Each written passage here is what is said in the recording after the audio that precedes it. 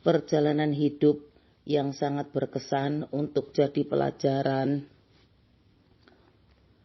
pada waktu berangkat ibadah umroh bersama adik-adik pada tanggal 14 sampai dengan 22 Desember 2022.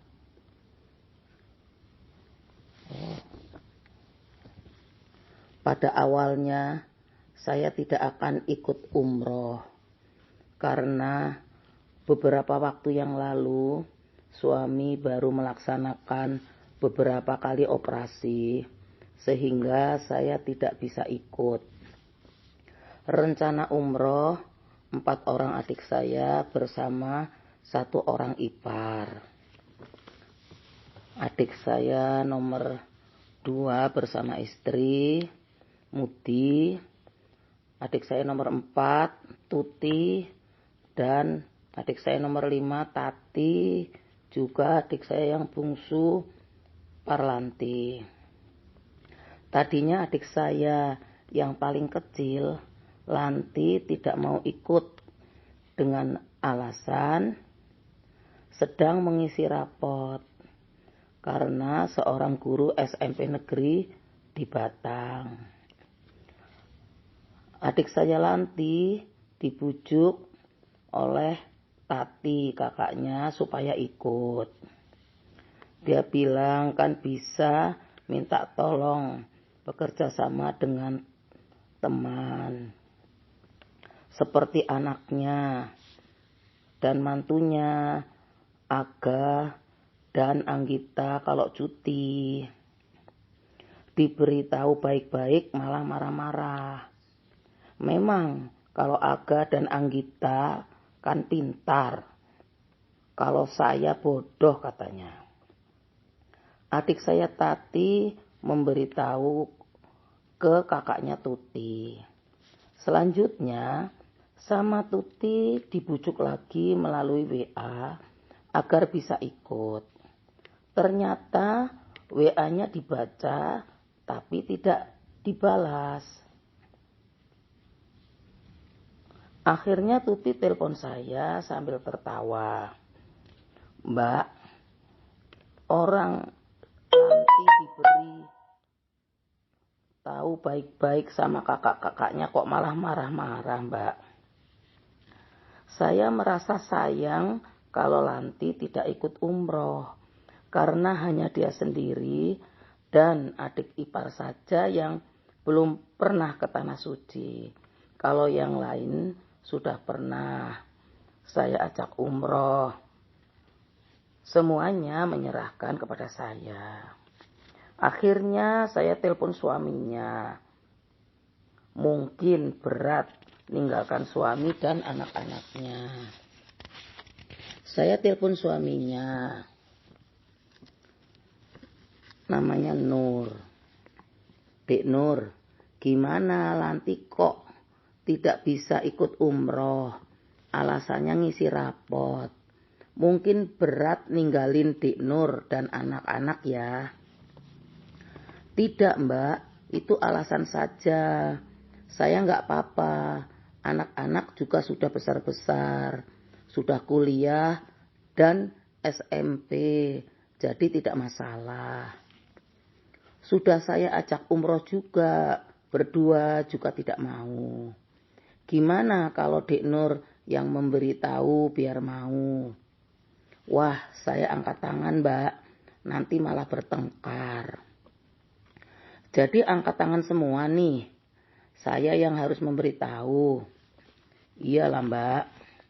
Akhirnya malam itu juga saya telepon Lanti. Lanti lagi apa? Ya Mbak, saya dengar kamu tidak mau ikut umroh. Ya Mbak, lagi sangat sibuk ngisi rapot. Kan bisa bersinergi sama teman, masa nggak bisa? Iya sih Mbak, iso. Lah itu kan bisa. Mumpung dengan kakak-kakak kamu tinggal berangkat, hanya ngurus paspor juga dengan kakakmu juga Tati. Apalagi hanya kamu yang belum pernah ke Tanah Suci. Kamu kerja keras juga, semua akan ditinggal. Kamu harus bisa memilih prioritas mana yang harus didahulukan. Kakak-kakaknya nanti pada ke surga, tinggal kamu sendirian, hayo. Iya mbak, aku mau ikut, betul. Iya mbak, lah Mbak In gimana? Aku kan tunggu Mas Bud. Iyalah, nggak apa-apa. Jadi positif, kamu ikut. Yo Mbak, insya Allah. Alhamdulillah. Malam itu juga saya telepon Tuti bahwa akhirnya Lanti mau ikut.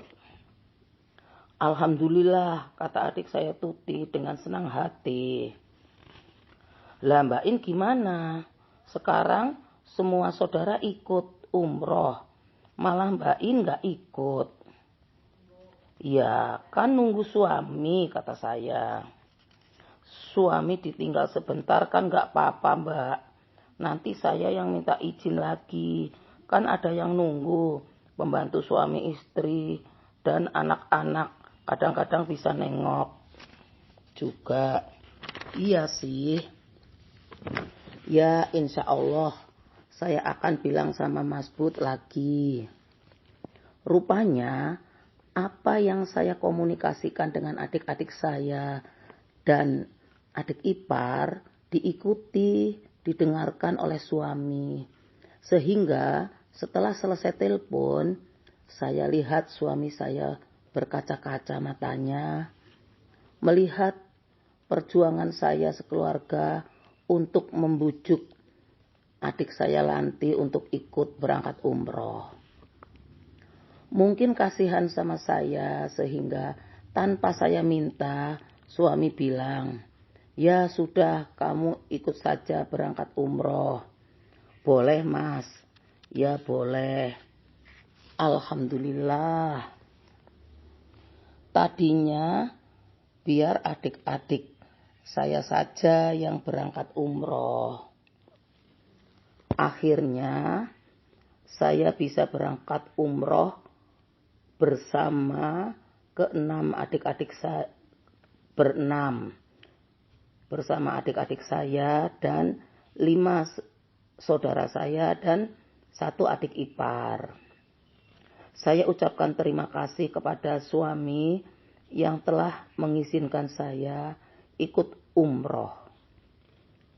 Hikmah dari peristiwa ini, walaupun tadinya kita tidak merencanakan untuk berangkat umroh, tapi kalau kita tulus ikhlas menolong, menganjurkan orang untuk berangkat umroh, akhirnya Allah memberikan takdir kepada kita untuk bisa melaksanakan umroh juga sebagai tamu Allah ke Tanah Suci Mekah. Semoga Allah selalu memberikan petunjuk dan bimbingannya kepada kita. Amin ya robbal alamin.